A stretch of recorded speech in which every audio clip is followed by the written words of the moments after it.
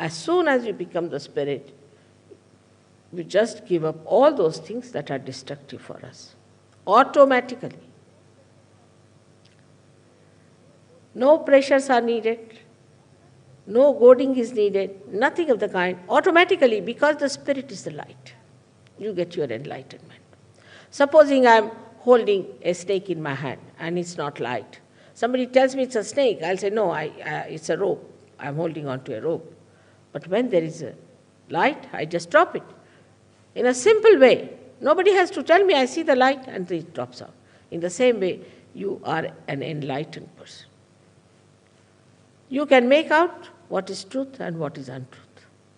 For example, you see someone, even from Indian jails, some people who have just come out of jails, they don't know what to do with themselves. So they walk out with saffron clothes to Germany, maybe to Australia also, and they become great Babajis here. Now these great Babajis sit on some of the important places in the city, and everybody is surrounding them, giving them money, giving them their lives, you see, all big talk of love going on and everything. Is he a realized soul or not? How will you find out? You don't know whether he is a realized soul or not, because you are not at an absolute point.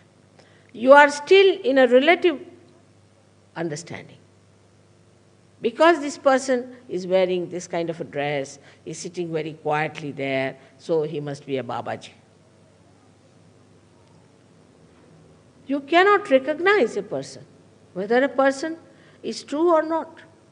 You can't recognize me either, whether I am telling you the truth or not. Unless and until you become that absolute being, you cannot make it out. Then what happens? That when the Kundalini rises and pierces through your fontanelle bone area, then you also start feeling on your fingertips. These fingertips are nothing but the sympathetic nervous system centers, which are indicative of the truth. If the person has got cool wind or cool breeze coming from that person, then he is a real one. If he doesn't have, then he is not. There are many persons who claim to be great, but they are not. Ultimately we find out, and we are shocked the way they are. We don't know how is it our brain has failed, how is it our brilliance did not show clearly what was wrong with this gentleman, because we are not that. We have to accept humbly that we are still at a human awareness and we have to be at a spiritual awareness. That's the dimension we have to get, otherwise we cannot judge things properly. In this country now we have certain problems. In this whole world we have problems. Problems of atom bomb, every day you are hearing about this problem and that problem, all created by human beings. Imagine, intelligent, such good people have created problems for themselves, killing each other, preparing bombs and things like that, protecting each other. I mean, no animal does that. Only human beings are trying to protect themselves from each other. They are all the time worried who is going to attack them, not sure of themselves. The reason is they haven't reached that state of absoluteness. The time has come now. The time has come for you either to take to constructive working out of the problem or the destructive. By discussions, by arguments, by anything, you are not going to achieve anything unless and until there is a complete transformation in the human mind. And transformation is only possible when you become the spirit, because spirit is the universal being within you. And you become collectively conscious, means you start universally feeling. You just start feeling another person on your fingertips. And if you know how to correct it, you have corrected that person. This is only the play of love of God. It's so simple. Even children can do it. Many children, when they put their fingers in their mouth or their thumbs in their mouth, according to Mr. Freud, it's something nonsense. But according to us, they are suggesting what sentence you are catching. To understand your own children, you have to be a realized soul. Because the understanding is still not matured. Unless and until you become a realized soul, you are not a matured personality to judge anything.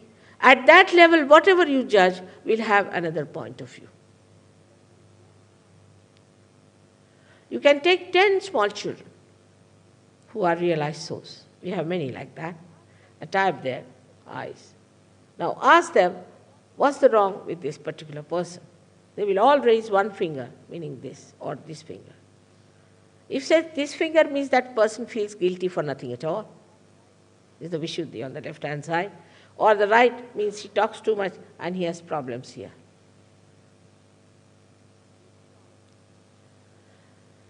This knowledge becomes your own.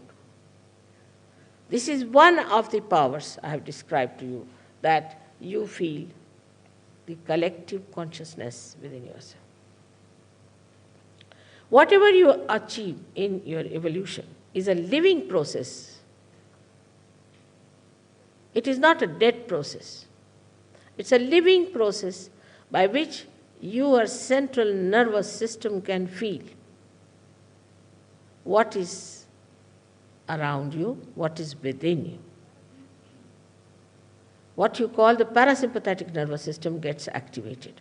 And you can understand the parasympathetic, while if there are any doctors, they'll tell you that they don't know much about parasympathetic.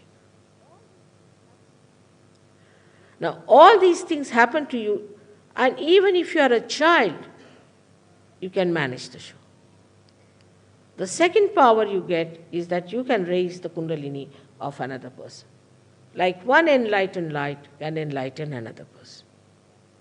But we cannot deal with people who are nasty, who are superficial, who are stupid, not meant for them. It is meant for people who are seekers, who are intense. They are the chosen ones, and they are called as seekers nowadays. They might be drug addicts, or they might be anything. Doesn't matter. They have been truly seeking, they have taken something wrong as right, or they might have done some mistakes. Doesn't matter. Everything is forgiven. They will get what they want, because they have been intensely seeking, truly wanting to be the Spirit. This is the pure desire of the person that works out. Not a person who is just wanting it for the sake of some sort of a selfish or some sort of a power-oriented ideas. Now the third power one he gets is this, that a person becomes absolutely dynamic. He works very hard, he never feels tired.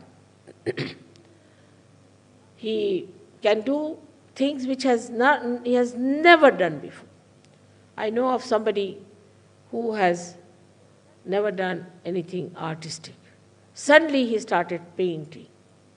I know another one who has never known what is poetry because he is a chartered accountant. He has been dealing with money all the time. Suddenly he started writing poetry, that too in Urdu language, which is such a difficulty. Such dynamism one develops. Apart from that, you develop a special feeling of oneness with others who are realized souls. Friendship and fraternity are such a rare quality that you have never seen such people. Even those people who go to fight in the war and all that, they don't have that love and that pure understanding and pure relationship that you find among the people who are realized souls.